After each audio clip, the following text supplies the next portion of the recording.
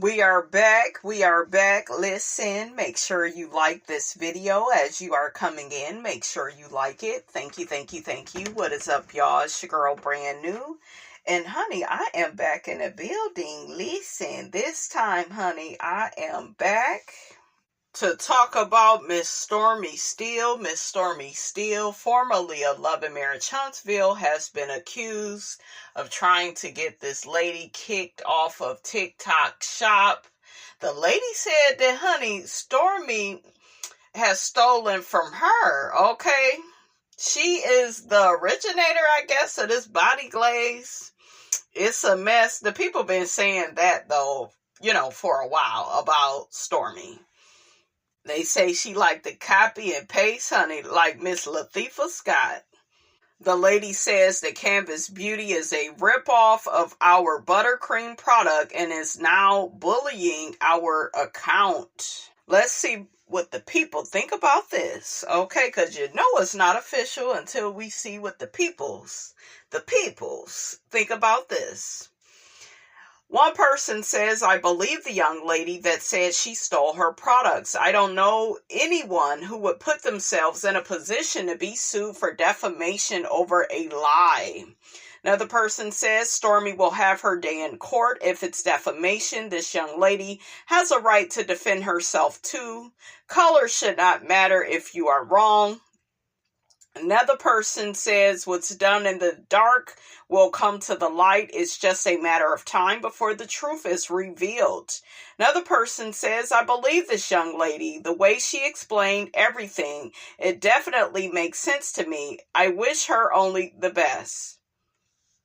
Another person says, some people are making these comments about race, and it shouldn't be about that. Now, the young lady that's accusing Stormy of all of this is that white lady.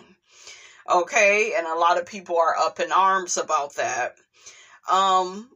The person continues to say, I believe this young lady and I don't care what race she is. Stormy has proven herself to be a very untrustworthy person in the past. If Stormy's going to sue her for defamation, because that's what Stormy is gearing up to do now, she should sue a list of people that have complained about her and her bad business practices. What do y'all think about Stormy suing this lady for defamation? A lot of people feel like it's not defamation. This is who you really are. You be stealing ideas from the people, honey. Okay? And I think that this body glaze, it must be taken off for her, because to me, she don't really mention any other products. She mentioned a perfume stuff she got going on here and there. The biggest thing is this body glaze. That must be her moneymaker, because as a business person, you focus on your moneymaker. I don't hear anything anymore about the hair serum. That's how she originally got popping, right? Y'all put that in the comments. I believe that's, how Stormy got started. But yeah, this body glaze, it must really be paying all them bills. Miss Betty bills. Okay. What's the sister name? Miss Lisa, Linda. It was one of them. Another person says a lot of people sell buttercream instead of ranting on social media. She should be taking Stormy to court where it counts. Go prove her case in court. Another person says, isn't Stormy in India trying to find products? This tariff war may expose who really is manufacturing their products. Stormy had a video showing the new machine her company purchased to do their own products. Another person says, how can you steal something that has already been created? Did she steal the name of her products or something? Another person says this girl better stop saying where she's from, because Stormy might try and get her deported. She will do anything to shut her up. I had to add that, honey. Okay, 2 words. Summer school. Get these damn sentences together. Damn. Make it look like Miss Robinson don't know what she talking about. And we know that's not the case, honey. Okay? So another person says, dang, Stormy doing what the Kardashians did to so many black businesses is so sad. Yeah. That's what the people are saying. Another person says, Stormy is a lot of things, but this ain't one of them. I question the source that people are speaking very negatively on Stormy. I saw her. I would sue her for defamation as well. See, I got to add in. If I got to add words to make your sentence a sentence, honey, to make your sentence sentencing.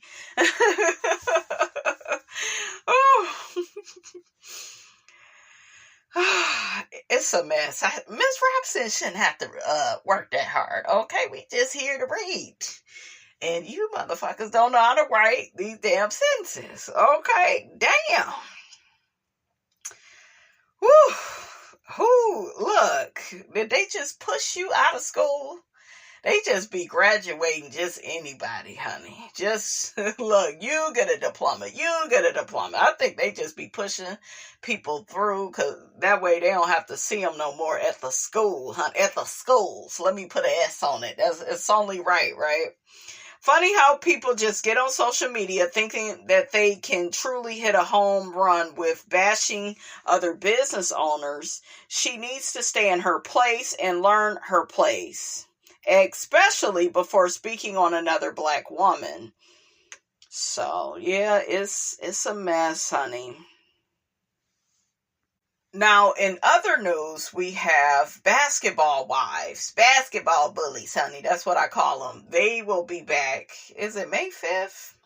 People have been talking about, Jackie, putting her hands on Chantel. We saw in the trailer. It looked like Chantel is the one that put her hands on Jackie.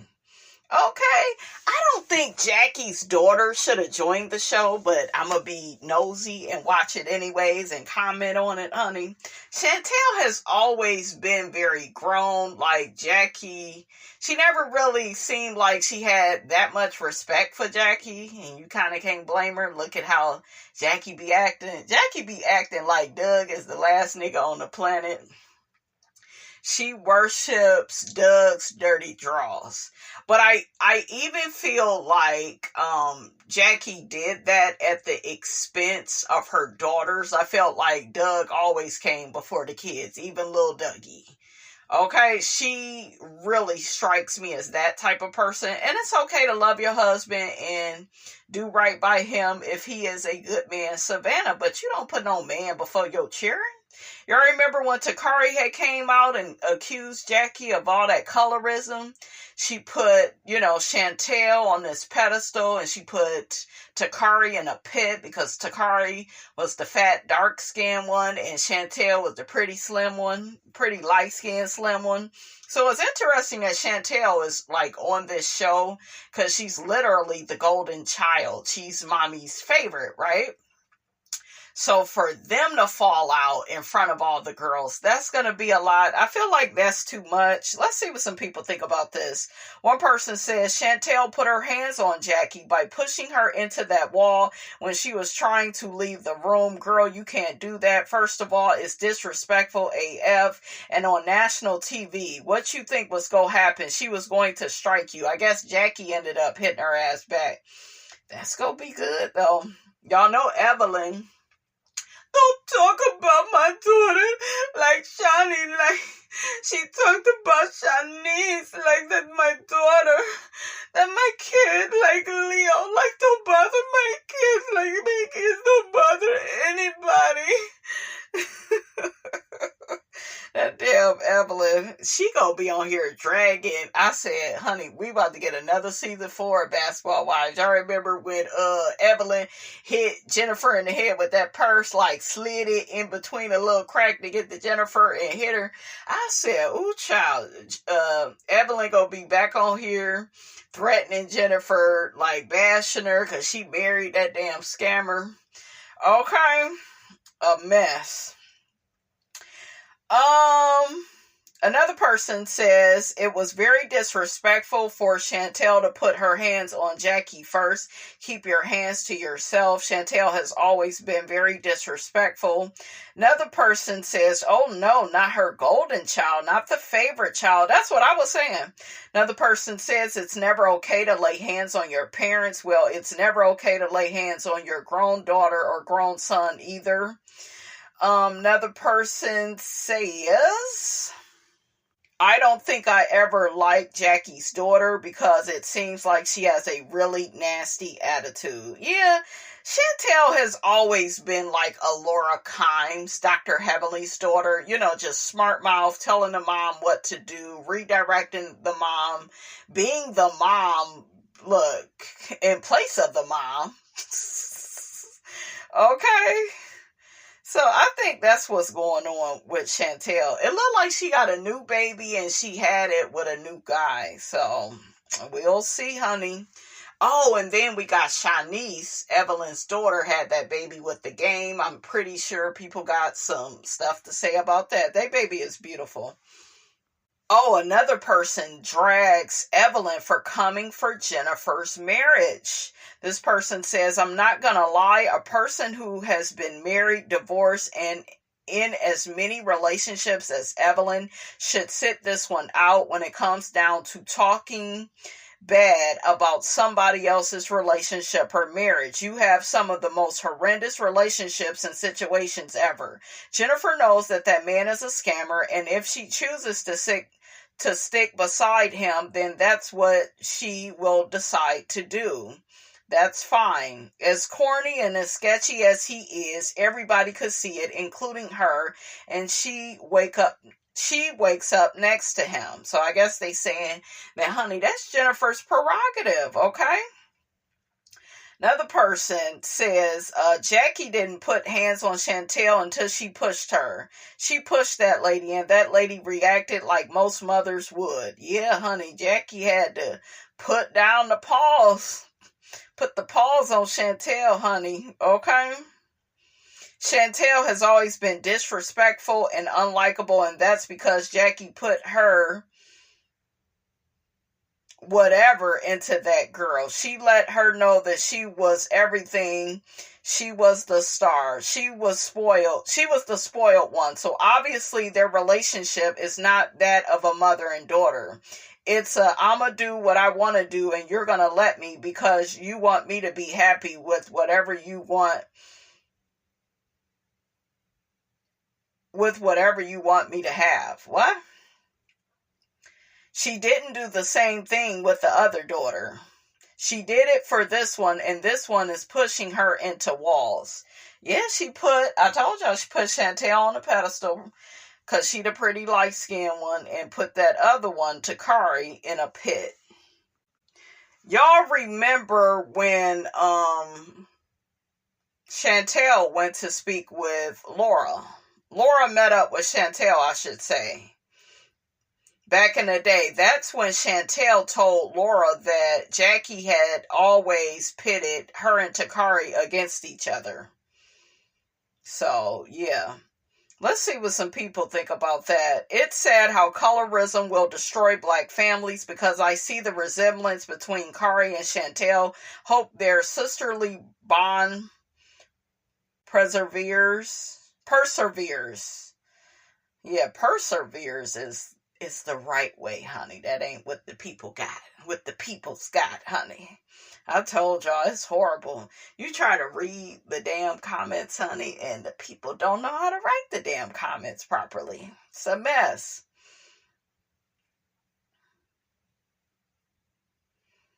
Wow, wow, wow. It was at this point that everything Takari said about the childhood was validated beyond a shadow of a doubt. How people can still support or defend Jackie is beyond me. And then, another theme though on basketball wise, it's like, why is Shawnee back? Like, why is she back on the cast? They don't need her. She don't fit the show. I'm sure her pastor husband, honey, wouldn't want, her on the show around all this negativity. Or maybe he do. He feel like it's the income. No, he ain't the pastor that had them, close the door. But he was out there begging for all that damn money. Okay? Begging. So maybe he don't mind her being on the show because it's an income. It's a check. So another person says, all of this makes so much sense about Jackie. Doug is Jackie's only priority. Having beautiful daughters, she is insecure about her own self to the point where she wouldn't let her daughter be alone with her own father because she doesn't want any attention taken off of her as a wife. She was probably afraid that Doug was going to give all his attention to the girls, which is such a dumb thought process. How selfish of a mother you can be. There are women out here like that. They don't want a man to have a good relationship with his children. They are jealous and threatened by that. They will try to come in and sabotage that. I've seen it. I've seen it, honey. Okay? So, yeah, I think we all can see through Jackie. You know, we all can see through Miss Jackie Christie. But another theme on the show that I don't like is they make Jackie the scapegoat. Like, yes, Jackie has did some messed up stuff. I don't agree with the stuff with the daughters and pitting them against each other and favoring one more than the other, right? Let's just put that to a side. Shout out to Portia. Let's put that to a side.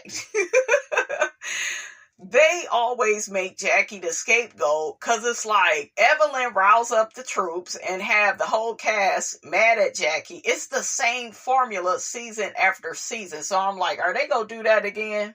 And that's going to end up happening. You go see Chantel over there with Evelyn. Mark my words. Because it was already Takari and Evelyn. They was cool because Evelyn donated to Takari's son.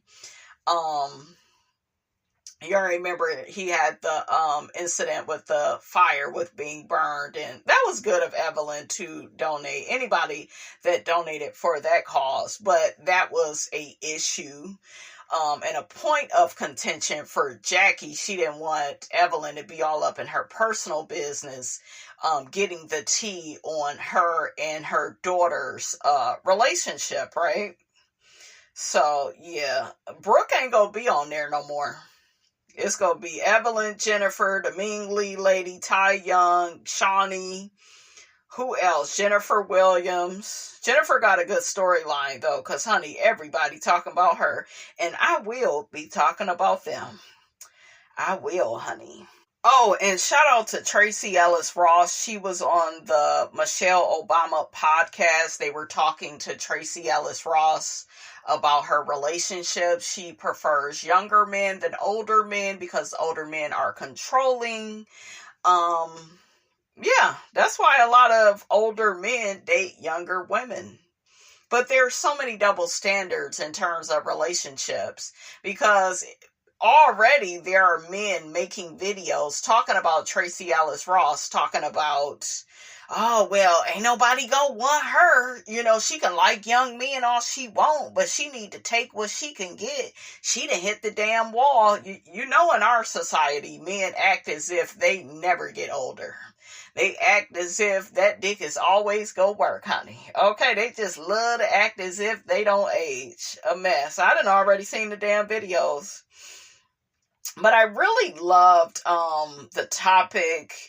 I think Tracy Ellis Ross said chemistry is not a relationship. It's not. You need connection. Chemistry, connection, you know, for a relationship. I love that Michelle Obama, she got to talking about, you know, how her husband, he can't be her best friend. He's not going to want to do all the things that she wants to do. So she has different people, you know, to do it with. And Tracy Ellis Ross said that same thing. Like, now that she's single, she has different guys that she goes out with, may go to the movies here. I told y'all have to date like men. I even saw this Tyra Banks clip where she says how men date is how women should date. Like, men will be seeing 3 women at a time. They don't feel guilty about it. They don't feel like they a hoe. Okay, and then they will start narrowing their choices down to, the woman that they want. So yeah, it's good to date in 3s. I think with women though, some women just feel like that's too much. It's too much. They just want to focus on one person, So yeah, I mean, you could do it, you could do it a lot of different ways. Just date, focus on one person that you like, that you really like though. And I always say have a backup in your pocket, honey. Okay. So one person says, listening to Tracy speak, I see why some older men go for women young enough to be their daughters. A woman who has a solid understanding of herself and knows the kinds of relationships she wants to invest in isn't easy to manipulate. Yeah, and that's what some of them want to do, the older guys. They want to manipulate you. That is really a term. It has the word man in there. They want to be able to control you. I had some nigga I was at a job with, I'll never forget, trying to tell me what to do. I'm like, nigga, I'm not your daughter. Okay? Just like Meg the Stallion said, honey, hate a nigga trying to tell me what to do. You ain't my daddy. I'm not your baby. Okay? That's what I don't know. Now, whenever I would try to tell this older man what to do, just even stuff specific to the job. Why you telling me what to do? You don't tell me what to do. They also talked about the double standards, how men really do feel like they are the boss of you. You better not do that with them, though. Better not try to tell them what to do or suggest certain stuff to them. There was this older man, I'll never forget it, telling me what to do in relationships, telling me what to do when it came to this. And you know what I realized? Like, for instance, his friend, and we were all cool, so I would never talk to people about certain stuff, and we didn't have a certain relationship. But, like, even with his male friend, right? His male friend had a girlfriend. He would encourage his male friend to flirt with me. And then be like, and this is when I, kind of fell out with them because I was like, we ain't about to do this, okay? We not about to do this. He would convince him to try to flirt with me. And I'm like, why would you do that? And he got a woman. Yeah, but he not with her right now. He at work. I said, but I'm not attracted to him. Yeah, but he a man though. Bitch, did you hear me? I'm not attracted to him. See, this is why men don't listen. They feel like all they need to feel is an attraction to you. That's all it takes for them to be attracted to you. You don't have to be attracted to them. You will grow over time to be attracted to them. Then if I tell certain people, especially men, that I'm not interested in somebody, well, who do you think you is? And you date in a superficial way. You ain't gonna be overly attracted to people. Why do y'all get to be attracted to who y'all attracted to? But it's a problem. A woman is being superficial if she focuses on looks. So it's way too many damn double standards. And I remember with me, this particular man, I think I was like ending a relationship or something. Yeah, you shouldn't even be dating. You shouldn't even be thinking about that. If I had people in my inbox that look good and that want to flirt, I'm going to flirt with them. He was telling me that was wrong. It's like, you're not allowed to be human. They don't see you like as a person. They see you as an extension of themselves. They don't really see you. You're an object. You are to be objectified. Remember, it was okay for his friend. Okay, and it's weird because this guy, I thought that he was like really cool at first. Like we would have some really good conversations. I worked at some jobs and I could, talk to men, about different things. And if it's a good conversation, it's a good conversation. I don't mind, talking about certain stuff. But yeah, he, acted a certain way at first. And the other guy too, he kind of wore a mask, right? And then they really started to say how they felt about relationships. Very one-sided. It was these double standards where they could flirt with other women, look at other women, and then if you were to do it, yeah, you should take time to heal. Yeah, you're not ready for that. It was all that shit. It was like, nigga, shut up. Shut up. Michelle Obama got to talking about being married to somebody. You could have like a bad 10 years. I couldn't imagine a bad 10 years. And I know that every day isn't going to be perfect, but see, that's the thing with me. I thrive in a relationship when we're not like up each other's ass all the time, like see you on the weekend. I would do real good with like a truck driver. Okay, he goes out on the roads. I would thrive in that. I don't believe this. And some people, don't get me wrong, that works for them, like being with a man, seeing a man every day, maybe a couple of times out the week. That would be cool. If I was married, I would get seeing my man every day. That would be different, right? People in the comments got to saying there's nothing lonelier than being with somebody who isn't right for you. Yeah, because you're just going to always be feeling like something is missing. Like, I know a theme that has played out in my romantic relationships is, they're not on my level. I don't see them as a man. You know what I'm saying? They seem to be very feminine, wanting me to lead. And, that's not what I want. Because I'm going to just show up and be who I am. I don't need to be led either. But I need a man to be a man. I need you to do the calling. I need you to, like set things up. Like court me. Pursue me. You know what I'm saying? And then,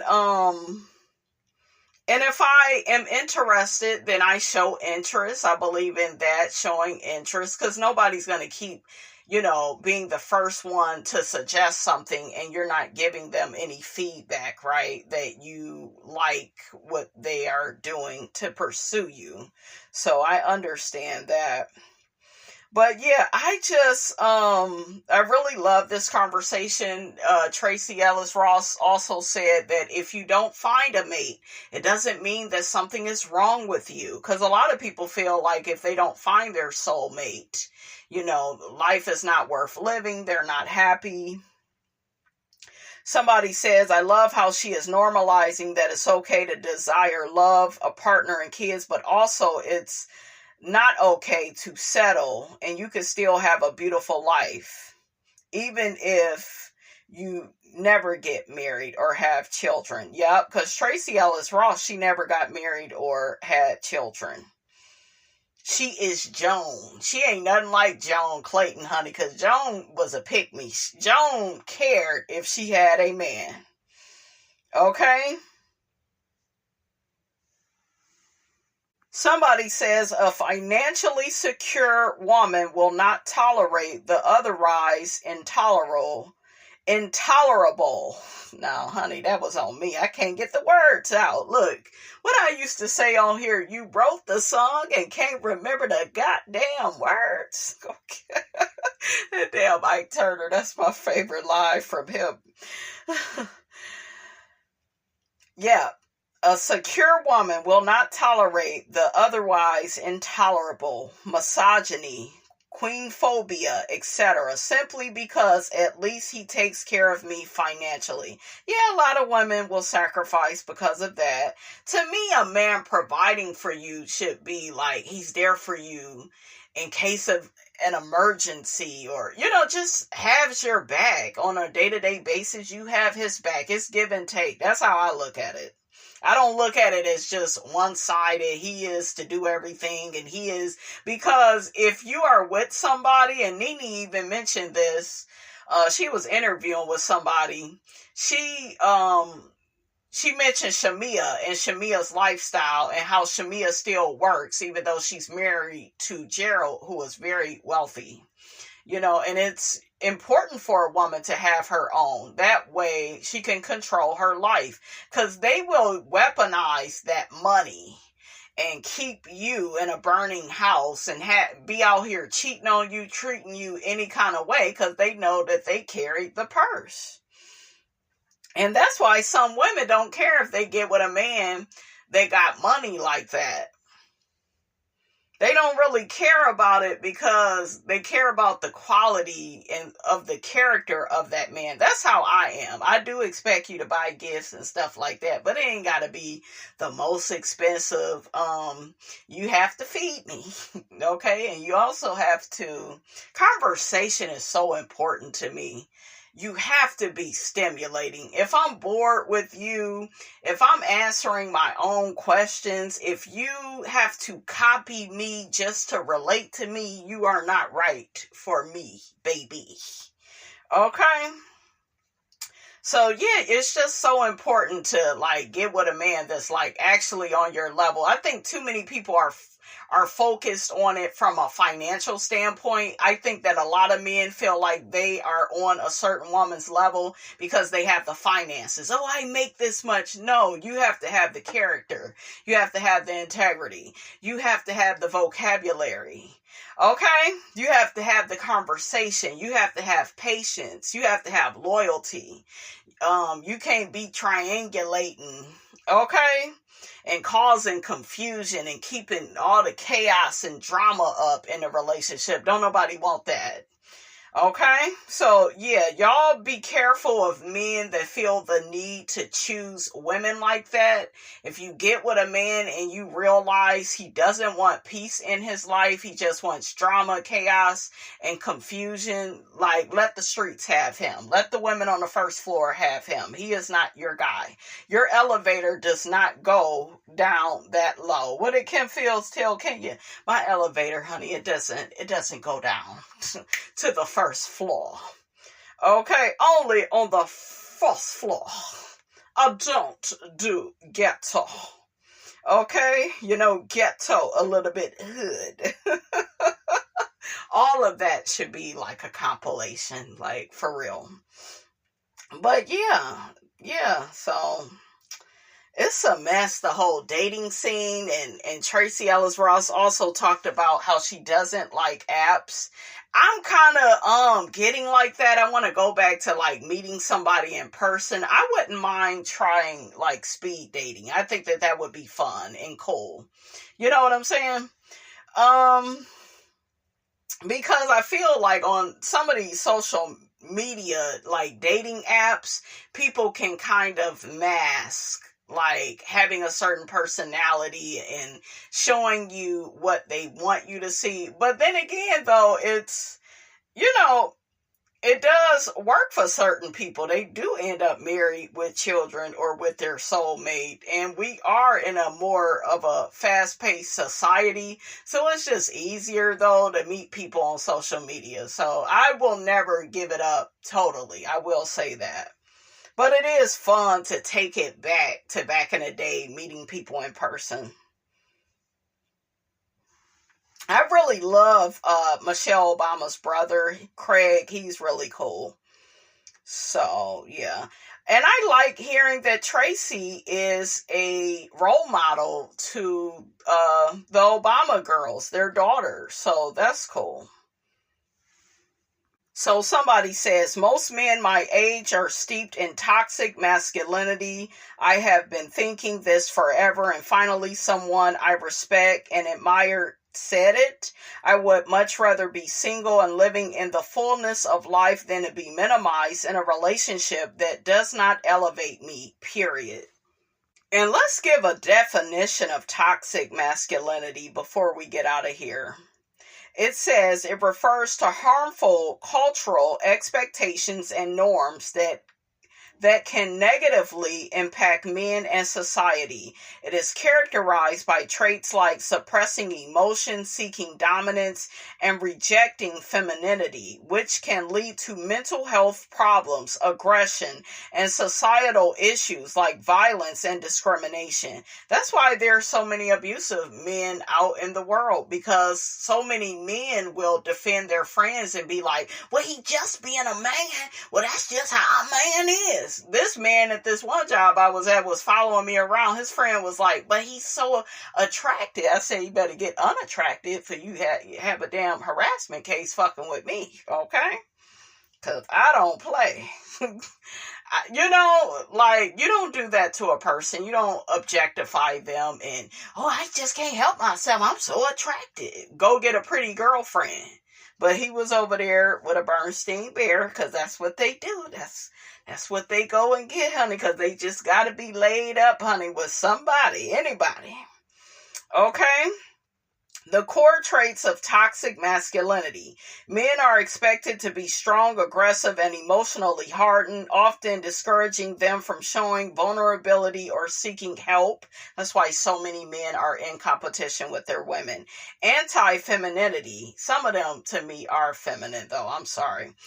Men are pressured to reject traits associated with femininity, including emotions, vulnerability, and domestication.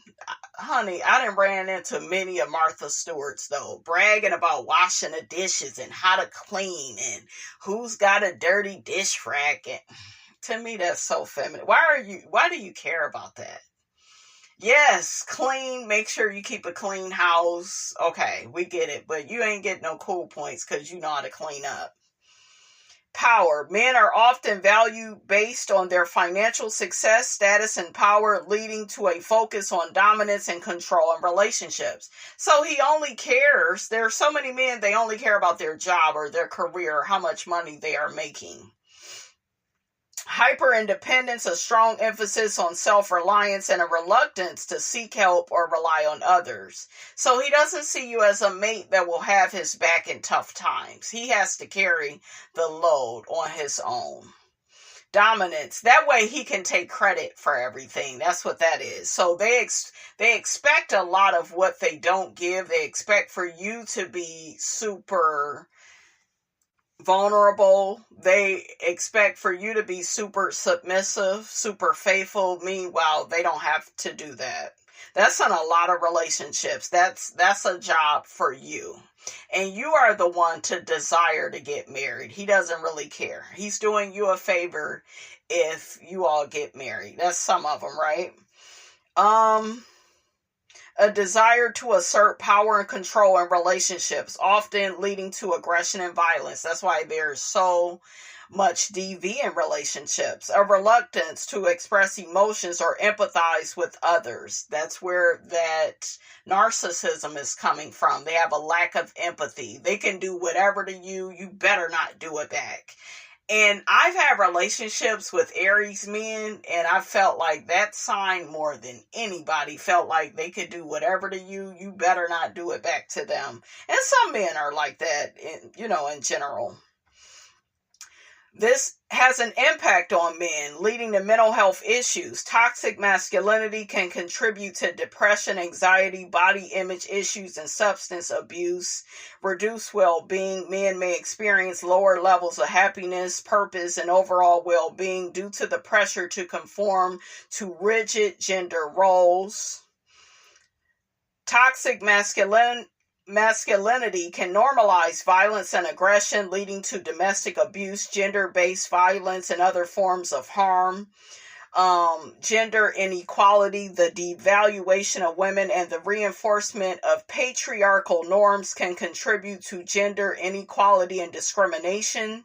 Homophobia and discrimination. I dated a guy that was like that. Like, oh my God, if my son ends up going the other way, like I can't deal with that. The emphasis on heterosexuality can lead to discrimination against LGBTQ LGBTQ plus individuals. Perpetuation of harmful norms, toxic masculinity can reinforce harmful stereotypes and expectations, perpetuating a cycle of negative behaviors. We'll talk more about this on another video, you guys, but honey, that's all I got. Don't forget to like, comment, and subscribe. I'm your girl, Brand New, and I will check you guys out in the next video.